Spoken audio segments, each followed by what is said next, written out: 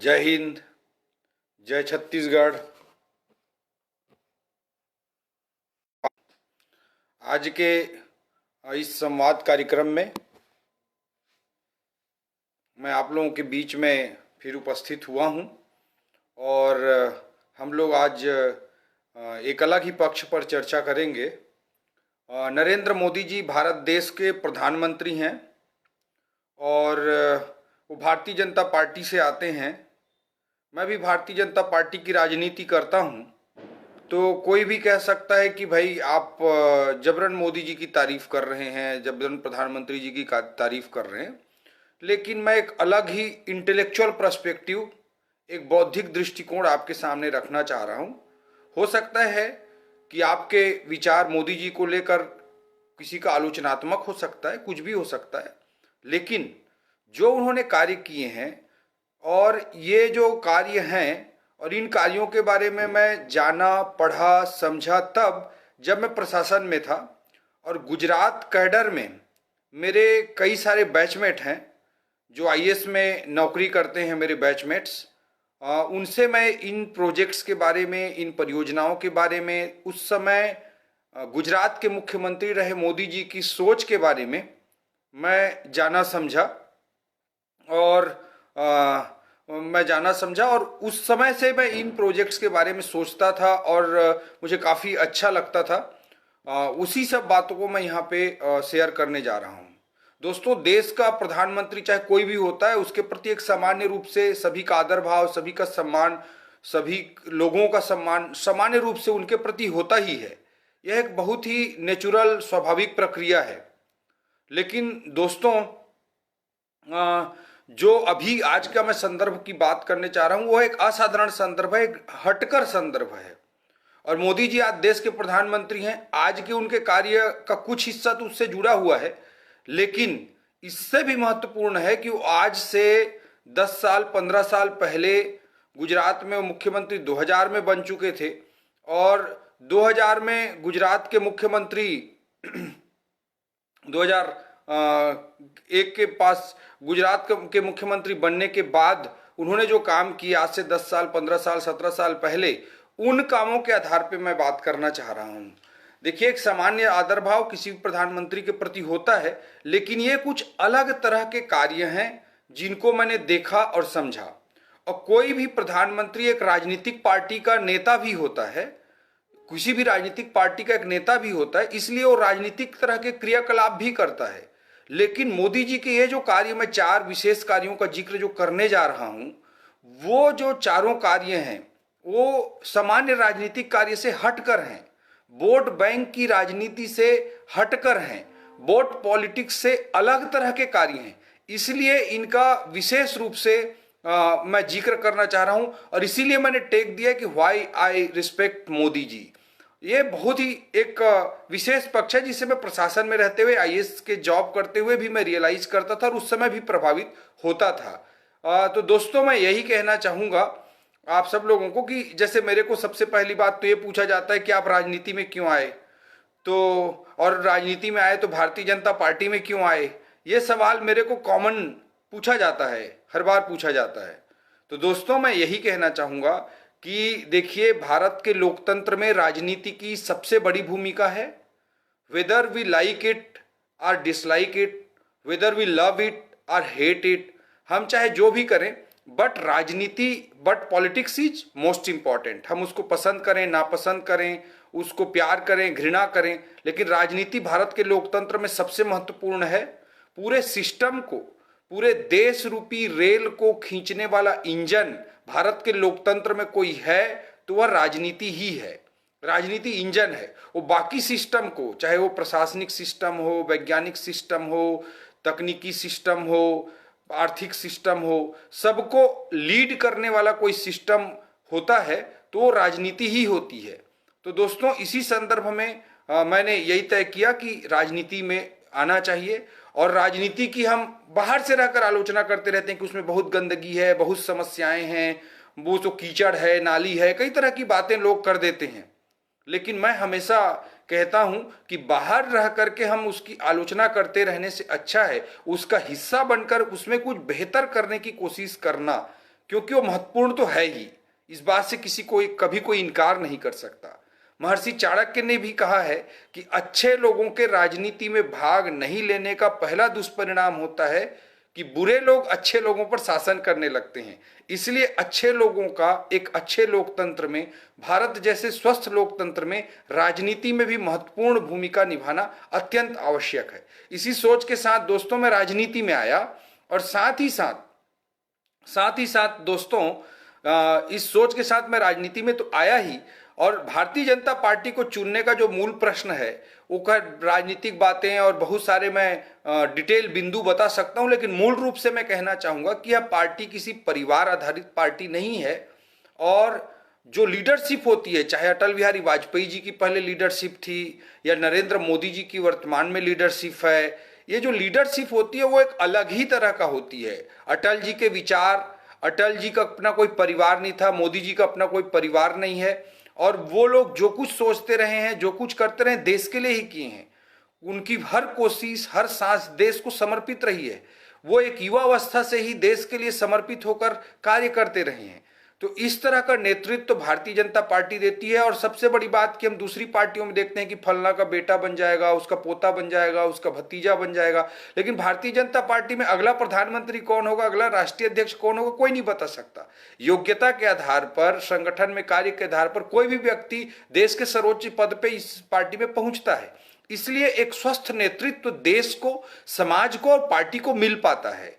इसलिए ये पार्टी मुझे दूसरों से हमेशा अलग लगती रही है। और नरेंद्र मोदी जी के जो नेतृत्व है, उस नेतृत्व में देश जो कार्य कर रहा है उससे मैं काफी प्रभावित होता रहा हूं। नरेंद्र मोदी जी, कोई भी जो राजनीतिक व्यक्ति होता है वो राजनीतिक कार्य तो करता ही है, रैली करता है, भाषण देता है, वोट मांगता है, उस तरह के कार्य करता है। और कुछ ऐसे योजनाएं भी लाता, जब सरकार में रहता है तो ऐसी योजनाएं लाता है जिससे सब लोग खुश हो जाएं, और उससे देश का भले ही भविष्य पे कितना अच्छा असर पड़ रहा हो या ना पड़ रहा हो, बट तात्कालिक लोक लुभावन फैसलों पर राजनेताओं का ज्यादा जोर रहता है। तो वोट की राजनीति से अलग हटकर भी मोदी जी ने कुछ बड़े काम किए जिससे लोगों की जिंदगी में, समाज की जिंदगी में और उस समय गुजरात की जिंदगी में बड़े परिवर्तन आए। इस दृष्टिकोण से इन 4 कार्यों का मैं विशेष रूप से जिक्र करना चाहता हूं। दोस्तों, इसमें पहला जो बिंदु मैं आपके सबके सामने रखना चाहता हूं वह है कि गुजरात का मुख्यमंत्री रहते हुए मोदी जी ने canal solar power project launch किया। देखिए, क्लीन एनर्जी, रिन्यूएबल एनर्जी हमारे देश के लिए और हमारी धरती के लिए सबसे जरूरी चीज है। ये पूरी दुनिया के लिए, पूरे मानव जाति के अस्तित्व के लिए, पूरे मानवीय सभ्यता के अस्तित्व के लिए अत्यंत ही आवश्यक है। इस बात को हम सब लोग जानते हैं। जैसे आज पूरी दुनिया चिंतित है, हम सब ने देखा कि पहले 2014 में पेरिस कन्वेंशन हुआ और वहां पे क्लाइमेट चेंज पर पूरी दुनिया के सभी राष्ट्रीय अध्यक्ष मिल करके बात किए कि कैसे कार्बन उत्सर्जन को रोका जाए, धरती में प्रदूषण को रोका जाए, ग्रीन हाउस इफेक्ट को कम किया जाए, तभी हम धरती को आने वाले पीढ़ी के रहने लायक बचा सकते हैं। आने वाली पीढ़ी क्या, मुझे तो लगता है कि जिस कदर से क्लाइमेट चेंज हो रहा है, प्रदूषण बढ़ रहा है और समस्याएं बढ़ रही हैं, तो हमारी पीढ़ी भी किस हद तक इसकी विभीषिका को झेलेगी, यह भी एक बड़ी समस्या का विषय बन जाता है।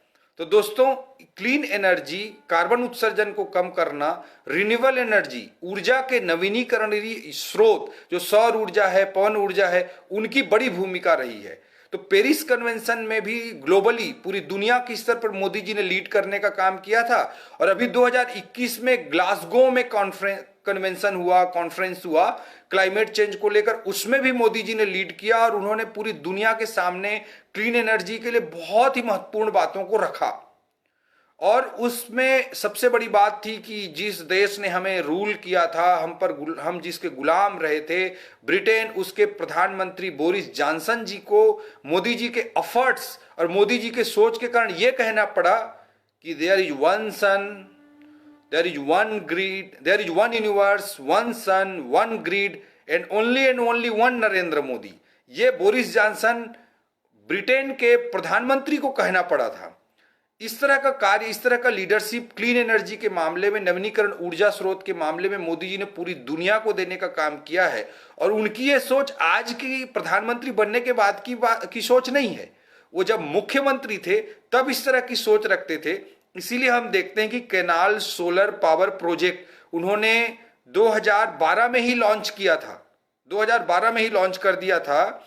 और नर्मदा नदी गुजरात में जो बहती हैं उस पे उसकी शाखाएं हैं, नहर की, कैनाल के पूरे चैनल हैं, उन कैनाल के चैनल्स पर पहला प्रोजेक्ट 24 अप्रैल 2012 को इनॉग्रेट किया गया था, जिसमें क्या किया गया था कि जो नहर थे उसके ऊपर में सोलर प्लेट लगाए गए थे और सौर ऊर्जा का काम किया गया था। दोस्तों, ये कितना इनोवेटिव सोच है, जिसके कारण I really respect Narendra Modi ji और उनकी लीडरशिप को। मेरे मन में, दिल में एक आत्मसम्मान का, एक सम्मान का भाव उनके लिए आता है कि कितनी इनोवेटिव सोच थी कि एक नहर है, नहर चल रहा है, उस पर पानी चल रही है, तो जब उस पर सोलर प्लेट लाया गया तो सबसे बड़ी बात जो थी कि वो तो नए जमीन की कोई जरूरत नहीं पड़ी, जगह की कोई जरूरत नहीं पड़ी, सोलर प्लेट लगाने के लिए कोई जमीन की जरूरत नहीं पड़ी। ये पहला इनोवेटिव सोच था इस प्रोजेक्ट में। दूसरा, इससे सोलर ऊर्जा क्लीन एनर्जी का उत्पादन हुआ। और इसके अलावा जैसे एक जो उनका पायलट प्रोजेक्ट था जो 2012 में उन्होंने लॉन्च किया था, उसमें 1 मेगावाट की जितने सोलर प्लेट से ऊर्जा उत्पन्न होती है उतने से साल भर में नहर में जो पानी होता है उसका वाष्पीकरण होके भी उड़ता है। तो जो जबकि उसको ढक दिया जाता है नहर को, तो पानी का वाष्पीकरण भी रुक जाता है। उसके कारण भी प्रति वर्ष 1 मेगावाट जितने में बिजली उत्पन्न होती है उतने में ही 90 लाख लीटर पानी का भी बचत होता है। तो दोस्तों, एक तो जमीन नहीं लगी, दूसरा सोलर प्लेट लग गया और सोलर ऊर्जा जैसी चीज उत्पन्न होने लगी जिसमें न प्रदूषण होता है, न ग्रीन हाउस इफेक्ट पड़ता है, और हमारे धरती को बचाने के लिए, कार्बन उत्सर्जन को कम करने के लिए इतने बड़े बड़े ग्लासगो कॉन्फ्रेंस, पेरिस कॉन्फ्रेंस किए जा रहे हैं, उस दिशा में एक कार्य हुआ। और इसके अलावा पानी, नहर के पानी का जो वाष्पीकरण से पानी उड़ जाता था उस पर भी बचत हो पाया।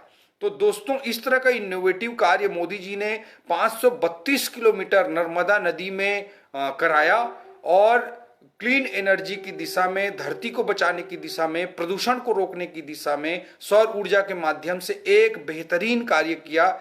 इसी कारण से मैं कहता हूं कि I really respect Narendra Modi ji का जो लीडरशिप है।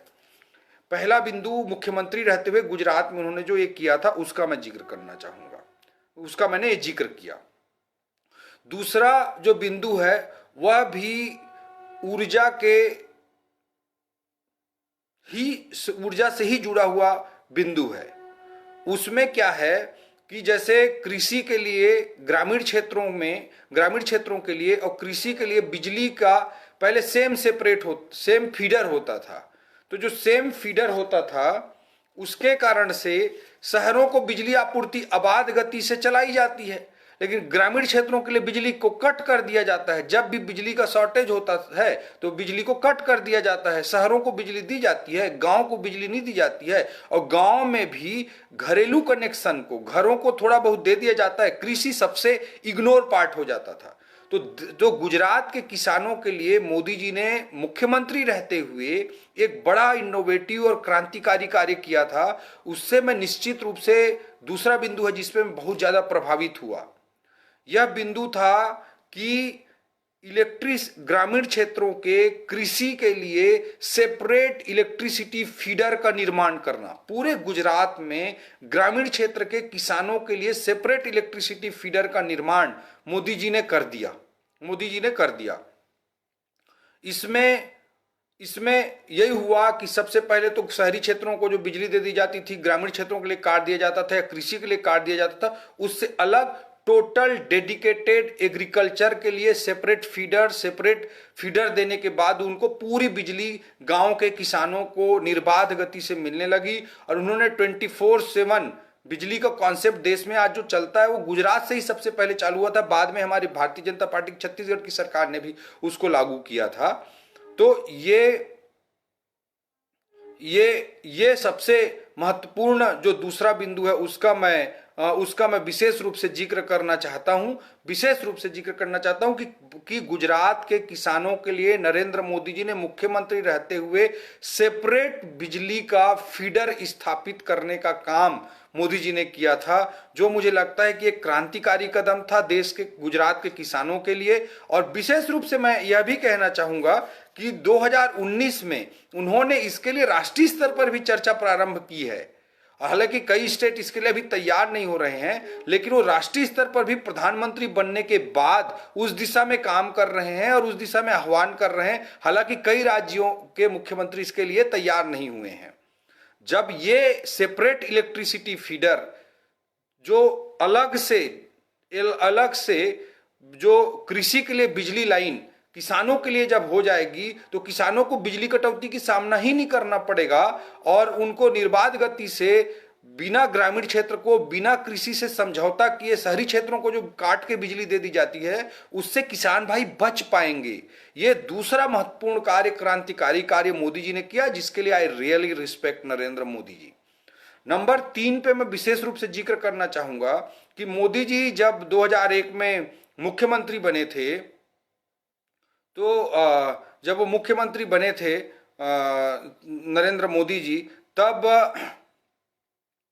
नरेंद्र मोदी जी जब गुजरात के मुख्यमंत्री बने थे, उस समय पूरे गुजरात में भूकंप आया हुआ था। उसी के बाद उन्हें मुख्यमंत्री भारतीय जनता पार्टी की ओर से बनाया गया था और वो कच्छ में गए थे उसी समय। तब उन्होंने कहा था मैं कच्छ को कश्मीर बना दूंगा। तो कच्छ एक देश का सबसे बड़ा रेगिस्तान है। किलोमीटर ही किलोमीटर, सैकड़ों हजारों किलोमीटर तक कच्छ में सफेद रेगिस्तान ही रेगिस्तान दिखाई देता है। वहां पर न पानी था, न वहां पे कोई टूरिज्म था, न लोगों के पास कोई रोजगार के साधन थे और लोग सबसे अधिक गरीबी में जीने वाला एक क्षेत्र था कच्छ का क्षेत्र। नरेंद्र मोदी जी ने मुख्यमंत्री बनते ही एक विजन तैयार किया और उस विजन के तहत उन्होंने तय किया कि मैं कच्छ को कश्मीर बना दूंगा। इस सोच के साथ उन्होंने कार्य करना प्रारंभ किया और आज हम कच्छ का रण महोत्सव देखते हैं। हम आज गुजरात में के कच्छ में मोदी जी के प्रयासों से उन्होंने इनोवेटिव टेक्नोलॉजीज कृषि के लिए, कच्छ के किसानों के लिए बड़े इनोवेटिव टेक्नोलॉजी लाए इजराइल जैसे देशों से, और वहां पे बिना पानी के कैसे विभिन्न उन्नत फसलों को उगाया जा सकता है, इसका कार्य किया। आप कभी गूगल करके देखिएगा, कभी यूट्यूब करके देखिएगा, यूट्यूब में देखिएगा कि कच्छ में भी मोदी जी के लीडरशिप में उनके इनोवेटिव प्रोजेक्ट्स, उनके इनोवेटिव थॉट्स के साथ ही वहां पे एप्पल सेव का उत्पादन प्रारंभ हुआ। जो हमारे देश के कश्मीर में उत्पादन होता है, उस सेव का उत्पादन कच्छ में हुआ। इस तरह से मोदी जी ने वहां इनोवेटिव कार्य किया। और दूसरा रण, कच्छ का जो रण है, जो रेगिस्तान है, उस पर बृहद महोत्सव का आयोजन प्रारंभ किया गया। कच्छ के रेगिस्तान में लोग समझते थे कि हम मरने के लिए जाएंगे, ऐसे लोगों की सोच रहती थी। उन्होंने अमिताभ बच्चन जी को कन्विंस किया और मोदी जी ने खुद कहा है कि अमिताभ बच्चन जी ने बिना 1 रुपया लिए गुजरात के टूरिज्म के लिए, कच्छ में पर्यटन को बढ़ावा देने के लिए, टूरिज्म को बढ़ावा देने के लिए, कच्छ का रण महोत्सव को बढ़ावा देने के लिए अमिताभ बच्चन जैसे ब्रांड एम्बेसडर को लाए। और वहां अभी आप गूगल करके देखिए, कच्छ का रण महोत्सव, अभी आपको पैकेज के ही सर्च मिलेंगे आपको। तो इस तरह से कच्छ का रण महोत्सव लाकर उन्होंने पर्यटन को कच्छ में एक नए स्तर पर ले गए और उससे हजारों लाखों करोड़ों रुपए का आय कच्छ के गरीब लोगों को रोजगार मिल पाता है, पैसा मिल पाता है। और वहां मैं यही कहना चाहता हूं कि उन्होंने मुख्यमंत्री बनते ही कच्छ को कश्मीर बना देने की बात कही थी और कच्छ का रण महोत्सव जैसे टूरिज्म का बढ़ावा हुआ। वहां पे इजराइल जैसे देशों से कृषि की उन्नत टेक्नोलॉजी को लाया गया और उस उन्नत टेक्नोलॉजी के माध्यम से कच्छ में सेव की खेती तक उन्होंने संभव कराया। ये तीसरा महत्वपूर्ण कार्य मानता हूं मैं, जिसके कारण मोदी जी को के लिए मैं कहना चाहूंगा कि this is the reason why I respect Modi ji, Narendra Modi ji. Fourth मैं कहना चाहूंगा, यह भी कच्छ के रेगिस्तान से ही जुड़ा हुआ है और सौर ऊर्जा से ही जुड़ा हुआ है। और सबसे बड़ा क्रांतिकारी कदम मोदी जी का है, जो इसे मुख्यमंत्री रहते हुए तो नहीं, उन्होंने देश के प्रधानमंत्री रहते हुए किया है। और केवल गुजरात के लिए नहीं है, ये ऊर्जा उत्पादन के लिए, इससे पूरे देश को लाभ होगा। दोस्तों, कच्छ का रेगिस्तान है, वहां लाखों करोड़ों एकड़ जमीन रेगिस्तान के रूप में खाली पड़ी हुई है। आप गूगल करके देखिएगा, आप यूट्यूब करके देखिएगा, कच्छ में सौर ऊर्जा और पवन ऊर्जा का किस तरह का renewable energy park Modi ji बना रहे हैं। ये अपने आप में पूरे देश ही नहीं, पूरी दुनिया के सामने क्रांतिकारी कदम है। कच्छ के रेगिस्तान में 73 लाख हेक्टेयर जमीन पर, एक हेक्टेयर में करीब 2.5 एकड़ जमीन होता है, 2.54 एकड़ जमीन होता है, 2.5 एकड़ जमीन होता है। मतलब हम 73 से 2.5 करेंगे तो 146 और 36, करीब 1,80,00,000 एकड़ एरिया में एक सिंगल रिन्यूएबल एनर्जी पार्क, सौर ऊर्जा का पार्क मोदी जी बनवा रहे हैं। वहां जमीन अनुपयोगी पड़ी हुई थी, कच्छ का रेगिस्तान था, उस जमीन का कोई उपयोग नहीं था। वहां पर करीब 1,80,00,000 एकड़ क्षेत्र में एक सिंगल रिन्यूएबल एनर्जी का पार्क, सोलर ऊर्जा का पार्क मोदी जी बनवा रहे हैं। हम इसकी तुलना, इस क्षेत्रफल की तुलना, जितने क्षेत्र में रिन्यूएबल एनर्जी पार्क बन रहा है उसकी तुलना अगर अहमदाबाद शहर के क्षेत्रफल से करें तो पूरा अहमदाबाद शहर क्षेत्र का जो क्षेत्रफल है उससे 1.5 गुना क्षेत्र में कच्छ के रेगिस्तान में सौर ऊर्जा का पार्क, एक सिंगल पार्क मोदी जी बना रहे हैं।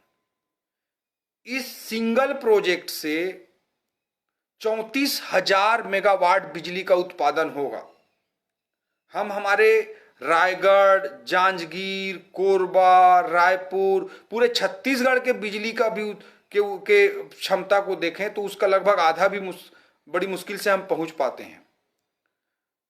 वहां पे 34,000 मेगावाट बिजली का उत्पादन एक सिंगल प्रोजेक्ट से होने वाला है। एक सिंगल प्रोजेक्ट से नरेंद्र मोदी जी के लीडरशिप में जो काम आज हो रहा है सोलर ऊर्जा का, पवन ऊर्जा का। इसके अलावा यह बॉर्डर का क्षेत्र है, पाकिस्तान का बॉर्डर इससे लगता है, तो पूरे बॉर्डर के किनारे में पवन ऊर्जा के खंभे लग रहे हैं जिसमें हम तार लगाकर तुरंत फेंसिंग कर सकते हैं। यह भी इसका उपयोग होगा। इसके अलावा इस प्रोजेक्ट में जितने तार की जरूरत पड़ रही है उस तार से धरती का 7 राउंड किया जा सकता है।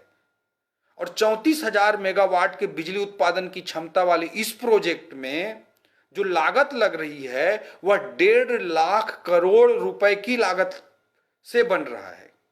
दोस्तों, भारत देश तब तक प्रगति नहीं कर सकता जब तक हम डीजल, पेट्रोल और कोयला पर आधारित ऊर्जा स्रोतों पर निर्भर रहेंगे।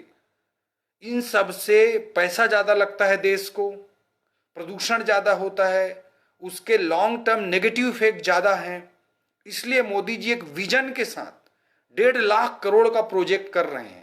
मोदी जी के लिए बहुत आसान था कि वो 1.5 लाख करोड़ को किसी बांटने वाली स्कीम में ले आते, लेकिन देश कैसे आगे बढ़े, 21वीं सदी में भारत कैसे अपनी ऊर्जा जरूरतों को पूरा करके विश्व का सबसे शक्तिशाली राष्ट्र बन सके, इस विजन के साथ काम कर रहे हैं। अपने छोटे छोटे राजनीतिक स्वार्थ, लोक लुभावन बांटने की राजनीति करने के बजाय वो केवल उस पे फोकस, यह गरीबों के लिए मोदी जी आयुष्मान कार्ड भी बनाते हैं, प्रधानमंत्री आवास की योजना के लिए प्रधानमंत्री आवास योजना भी लाते हैं, आयुष्मान कार्ड भी लाते हैं, किसानों के लिए किसान सम्मान निधि भी लाते हैं, एमएसपी को का रेट भी बढ़ाते हैं। लेकिन दूसरी ओर देश में और जो भविष्य की जरूरतें हैं, इन जरूरतों को हम पूरा कर पाएंगे तभी देश मजबूत होगा। देश पे टैक्स ज्यादा आएगा, देश की क्षमता ज्यादा बढ़ेगी और ज्यादा पैसा, ज्यादा क्षमता होगा तो हम गरीब भाइयों का, किसान भाइयों का, बेरोजगार भाइयों का देश ज्यादा अच्छा काम कर पाएगा। इस भविष्य के विजन के लिए शॉर्ट टर्म पॉलिटिकल गेन की क्षणिक राजनीतिक लाभ से ऊपर उठकर वो काम कर रहे हैं। इसलिए आई रिस्पेक्ट नरेंद्र मोदी जी, ये मैं विशेष रूप से आपके सामने रखना चाहता था। 4 बिंदु मैंने। पहला बिंदु रखा कि कैसे मोदी जी ने जो नहर थे उनके ऊपर सोलर प्रोजेक्ट बनवाए गुजरात में, जिससे सौर ऊर्जा का भी उत्पादन हो सका, नई जमीन की जरूरत भी नहीं पड़ी सोलर प्लेट लगाने के लिए, और नहरों से पानी का वाष्पीकरण भी रुका। दूसरा मैंने प्रोजेक्ट का जिक्र किया, मोदी जी ने गुजरात में किसान भाइयों के लिए सेपरेट इलेक्ट्रिसिटी फीडर का निर्माण किया, ताकि शहरी क्षेत्रों के लिए गांव और किसानों की बिजली ना काट दी जाए। कृषि के लिए क्रांतिकारी कदम था। तीसरा मैंने जिक्र किया कि कच्छ